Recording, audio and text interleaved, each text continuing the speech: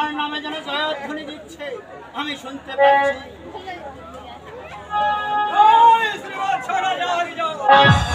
হে কি আমার জয়ধ্বনি, জয় শ্রীবৎস রাজা।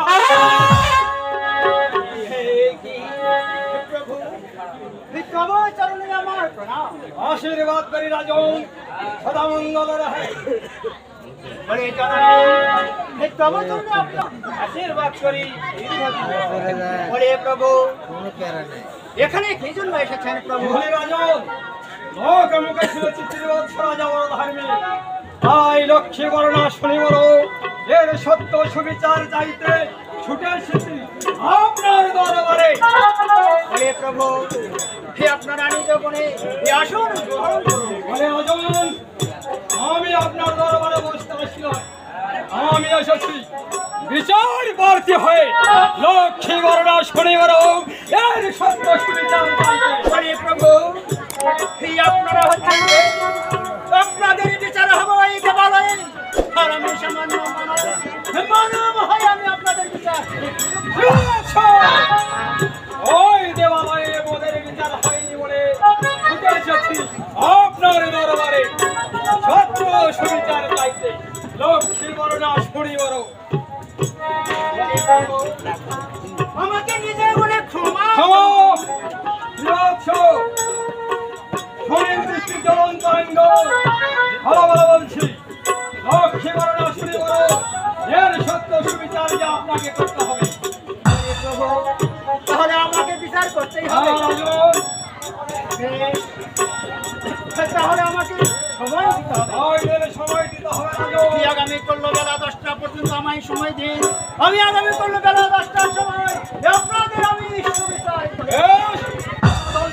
নয়, আমি আপনাকে দিচ্ছি বেলা 12টা পর্যন্ত সময়, লক্ষ্মী বর্ণা শুনি বড় এর সত্য সুবিচার কথা যেন মনে থাকে।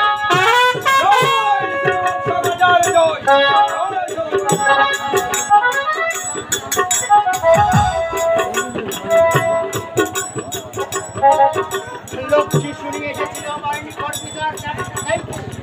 আমি তাদের নিকট সময় দিয়েছি মাত্র বেলা 10 ঘন্টা পর্যন্ত। আমি এখন কি করবো, কোথায় যাবো? আমি যে কিছু করবো না। তাই আমার মনে হয় আমার যে মুখ্যমন্ত্রী আছে তাকে একবার স্মরণ করে দেখি কোথায়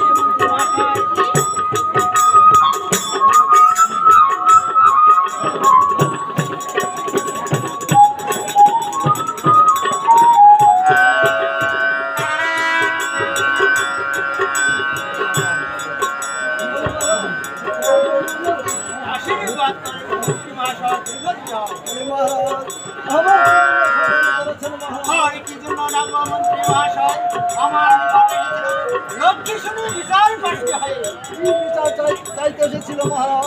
মহামন্ত্রী তারা বিচার চাইতে এসেছে, লক্ষ্মী বর্ণা শুনি বড় বিচারই করে দিতে হবে আমার। বলছেন মহারাজ, ওনারা হচ্ছেন দেবতা, ওনাদের বিচার হবে এই দেবালয়ে। আমাকে সামান্য মানব হয়ে তাদের বিচার আপনি কিও পাবেন?